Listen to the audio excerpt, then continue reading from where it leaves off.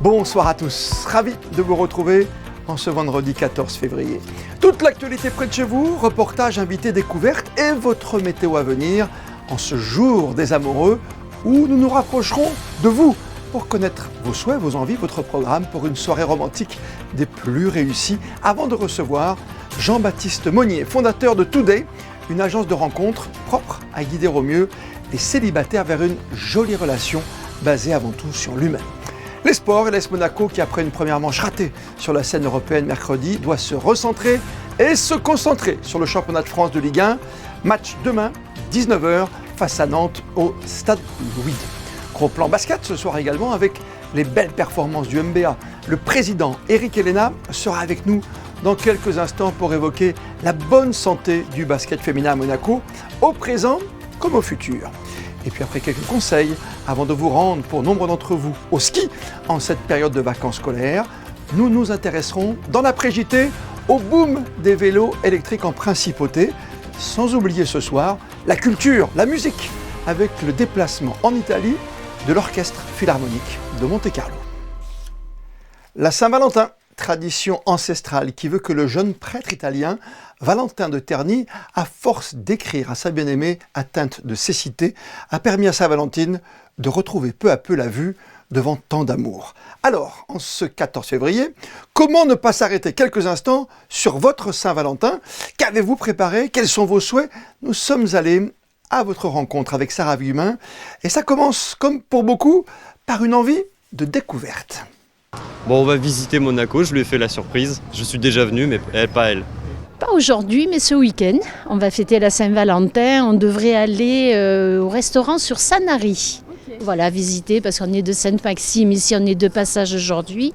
Mais on a prévu de fêter ça à Sanary. C'est exceptionnel cette année. Voilà, on est retraités. Maintenant, on a plus de temps et voilà. On ne fête pas la Saint-Valentin, on n'avait rien prévu. On va peut-être organiser ça dernière minute. On avait un peu oublié pour être honnête. On avait oublié. Avec les enfants, c'était un peu compliqué. Voilà. Et les autres années, est-ce que vous faisiez quelque chose en particulier? On se fait toujours quelque chose, mais très rapide. Un petit resto, voilà. Nous allons au restaurant parce qu'on a déjà plein de cadeaux depuis le temps qu'on est mariés, ça fait 48 ans, donc on se fait juste un petit restaurant tranquille. Et à midi parce qu'on est vieux, le soir il y a trop de monde. Pas spécifiquement, mais pour la Saint-Valentin, cette année, on a décidé de faire un petit voyage sur la côte niçoise et puis aujourd'hui on visite Monaco. Petit repas, rien de spécifique. Voilà. Oh, pas vraiment, non. Enfin, pour un vieux couple comme nous, c'est un peu... Ce serait un peu tardif. Éventuellement, on va manger au restaurant, mais bon, pas... Il arrive que j'offre des fleurs à mon épouse. Est-ce que vous fêtez la Saint-Valentin aujourd'hui? Pas vraiment, parce que mon amour, il est à Tahiti. En général, on se fait un bon repas et voilà. Mais bon, pour nous, la Saint-Valentin, c'est une autre journée. Normalement, il faut le fêter tout le temps. Et en cette fête des amoureux, on va s'intéresser également aux célibataires. Oubliez les applications du 3e millénaire, des rencontres sur la toile. Jean-Baptiste Monnier, fondateur de Today, a souhaité replacer l'humain au cœur de la relation. Il est notre invité ce soir. Bonsoir Jean-Baptiste Monnier. Oui, bonsoir Christophe. Ravi de vous retrouver en ce jour si particulier pour tous les amoureux et surtout pour les célibataires. Eh bien, écoutez, c'est partagé, merci infiniment. C'est pas simple d'organiser une Saint-Valentin, qu'on soit en couple ou qu'on soit célibataire, mais votre rôle à Today Côte d'Azur, c'est bien sûr, c'est de trouver que les âmes partagent un moment bien sûr ensemble dans cette soirée particulière. Oui, j'utilise même le mot de réhumanisation.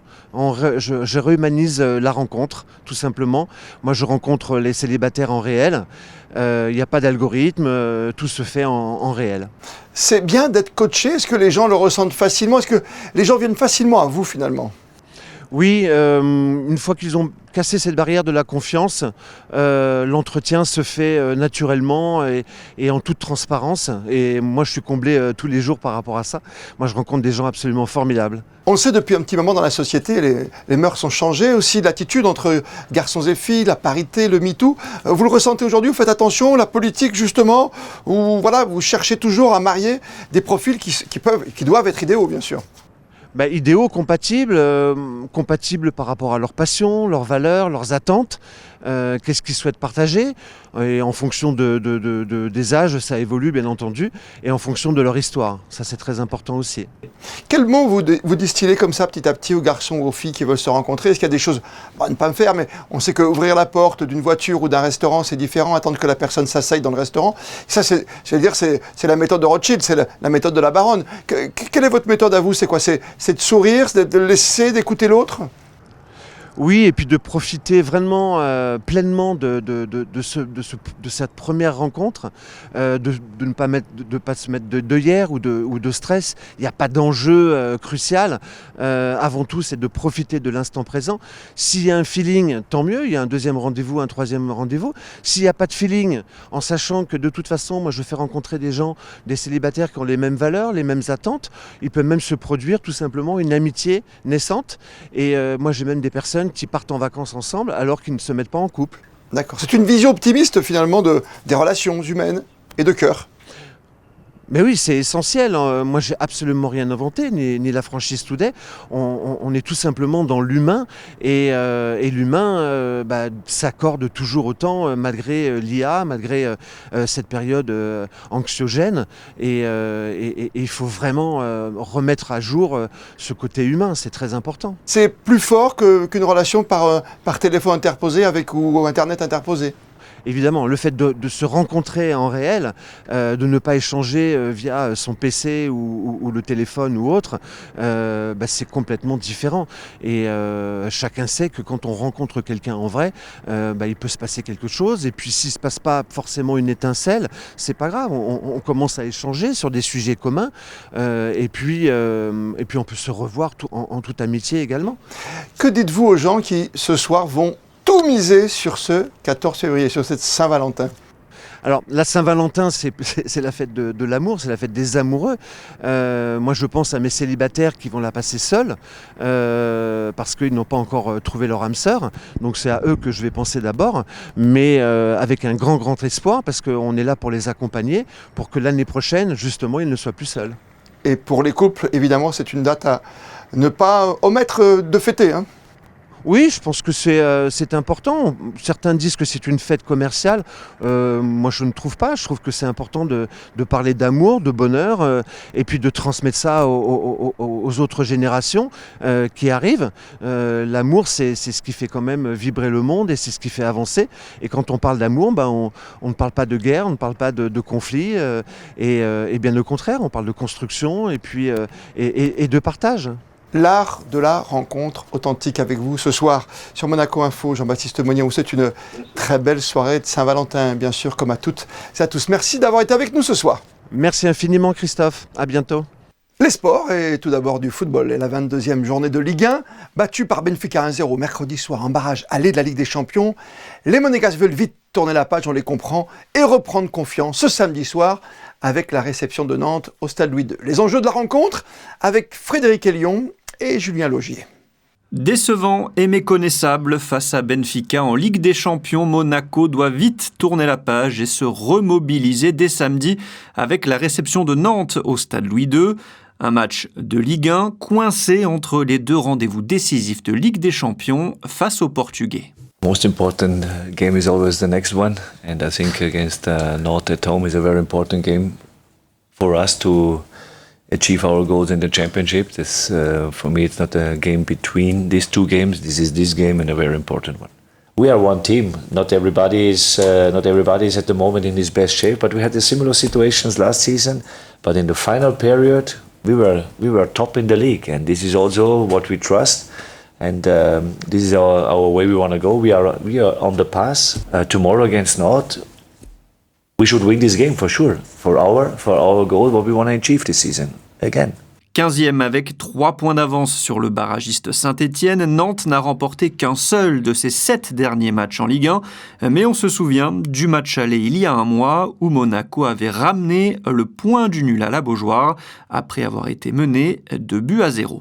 On se doit de se concentrer sur le match de Nantes. Je pense qu'aujourd'hui le match de Benfica est passé. Et je pense que ce serait peut-être un manque de respect de ne pas parler de Nantes et de se focaliser sur Benfica. Je pense qu'on a le temps de parler sur Benfica. Donc aujourd'hui, le plus important, c'est Nantes. Ça va être un match compliqué, on les a joués il n'y a pas longtemps. Et voilà, on a fait 2-2, donc voilà, on s'attend à un match compliqué. Et nous, il faut qu'on se concentre sur ce match de Nantes. Blessé aux adducteurs face à Benfica, Golovin va manquer plusieurs semaines de compétition. Idem pour Magassa, touché au visage. Singo fait son retour dans le groupe, mais devrait être plutôt prêt pour le match retour à Benfica. En basket, coup de projecteur sur une équipe qui cartonne depuis le début de la saison.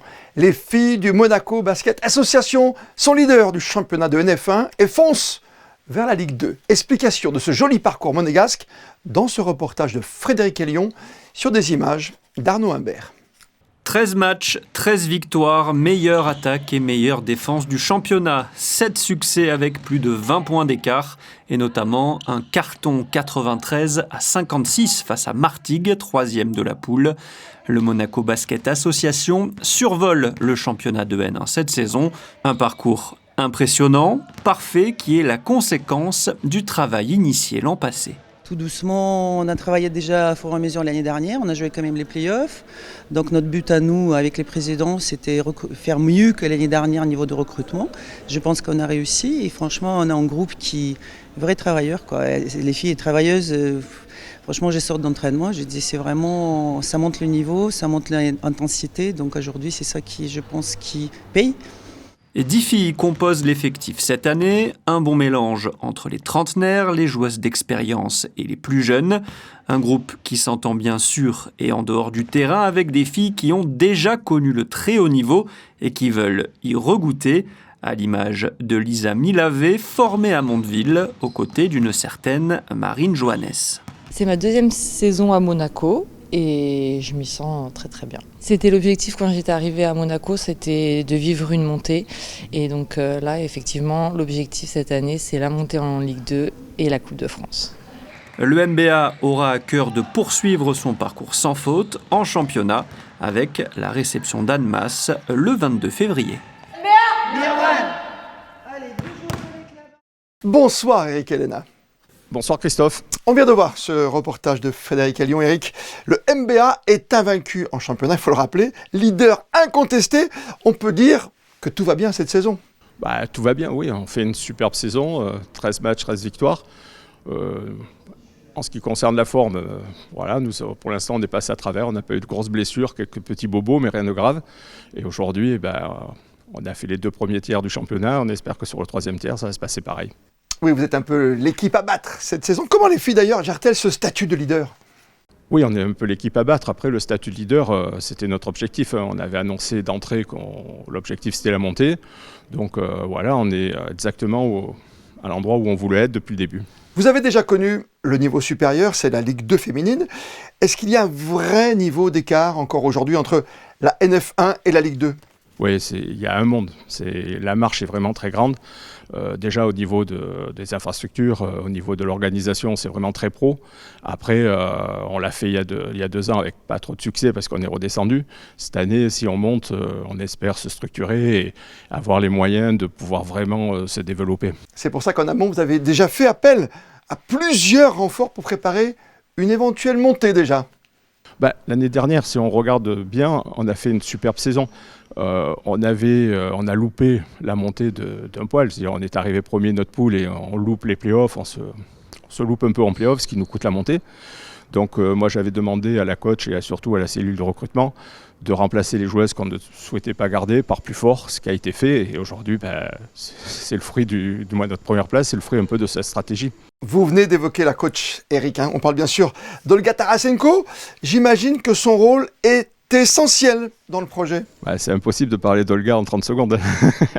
Olga, c'est une super coach, c'est une super personne. C'est quelqu'un, déjà il y a une confiance absolue, il y a un respect. C'est elle qui nous guide. Voilà. La grande question, en cas de montée en Ligue 2, est-ce que vous espérez pouvoir jouer à Gaston Médecin ? c'est le but. Je pense que ce qu'il faut savoir, c'est qu'en Ligue 2, tous les matchs sont retransmis obligatoirement sur la chaîne de la Fédération française. Donc il faut quand même, on représente Monaco, l'image de Monaco, il nous faut quand même un écrin à la hauteur de notre niveau, je veux dire. Après, comme j'ai déjà dit, je le répète régulièrement, c'est juste une question de bon sens, de bonne volonté, et en toute intelligence, on devrait arriver à trouver une solution en tout cas. Et je crois qu'il y a déjà un match de prévu à Gaston-Médecin. Est-ce qu'on peut en parler un tout petit peu ? Alors oui, bien sûr. Le 8 mars, on reçoit les Girondins de Bordeaux, qui peut-être être le match de la montée par rapport aux résultats qu'ils risquent d'avoir les prochains week-ends.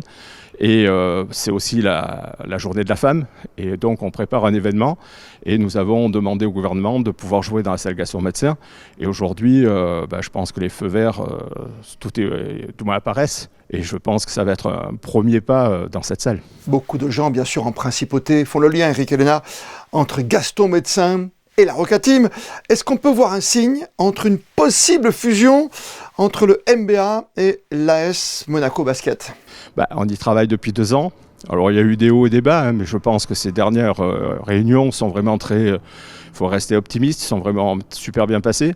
Maintenant, il y a des problèmes de réglementation, tout ça et tout. On est en train de voir avec la Fédération française de basket.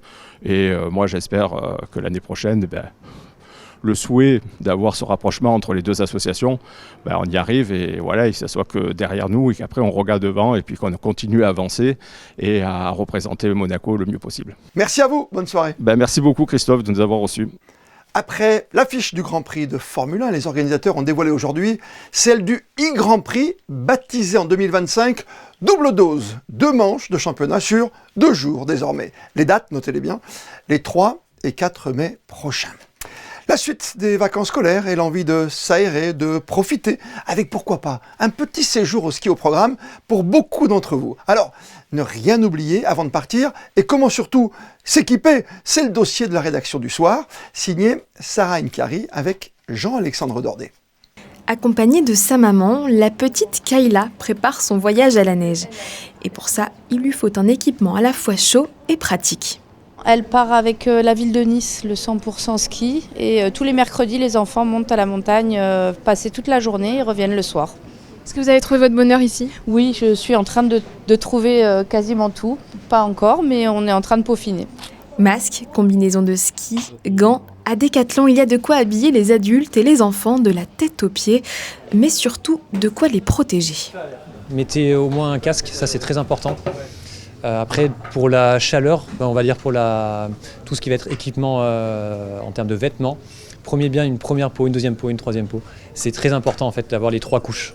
La première couche pour évacuer la transpiration, au moins vous restez pas humide, ça va permettre d'évacuer. La deuxième pour avoir cet apport en chaleur et la troisième pour vous protéger vraiment des intempéries.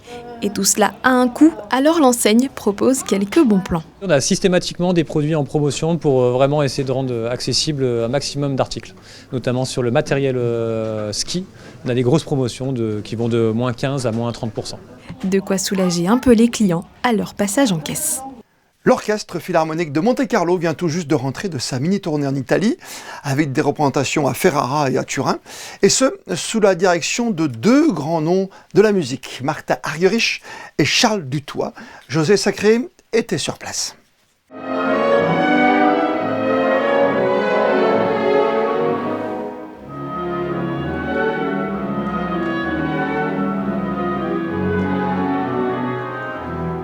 Après un triomphe dimanche 9 février à l'Auditorium Regnetro à Monaco, l'Orchestre Philharmonique de Monte-Carlo a donné 2 concerts en Italie. Le 11 février au Lingotto de Turin, dans un auditorium Giovanni Anelli archi-comble, et le 12 février à Ferrare, dans le magnifique théâtre communal, un bien culturel italien datant du XVIIIe siècle, avec au programme Ravel et Mussorgsky, sous la direction de Charles Dutoit.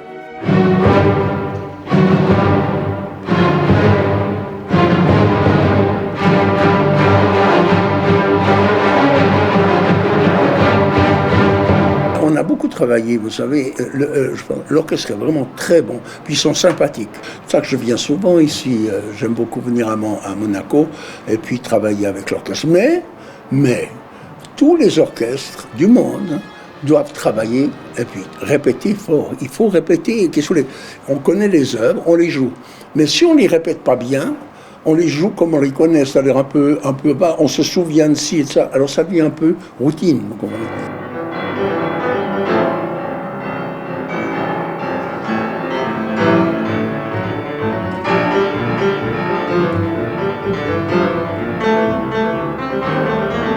Soliste de ces 3 concerts, une artiste incroyable, admirée dans le monde entier, géniale interprète du concerto en sol de Ravel, Martha Argerich. On s'est connus en 1958, donc ça fait beaucoup de temps. Hein. Puis, on a été mariés, on a une fille qui était là d'ailleurs, et puis voilà. Alors, on était très bons amis, on a toujours été des très bons amis, et on joue beaucoup ensemble. 3 concerts en 4 jours, c'est pas un peu beaucoup ? Non, c'est magnifique. C'est magnifique.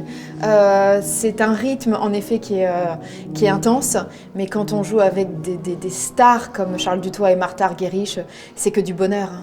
Et juste avant votre météo préparée par Alban Gingembre, et avant, comme chaque vendredi, votre après-JT consacré ce soir à l'essor du vélo électrique en principauté, comme le veut la tradition, on termine ce journal en images avec les instantanés du jour, consacrés à la fête des amoureux. Les photos de Saint-Valentin sont signées Stéphane Dana. On se retrouve demain, 19h, pour un tout nouveau journal. Et dans un court instant, pour votre après-JT. D'ici là, belle et bonne soirée à toutes et à tous.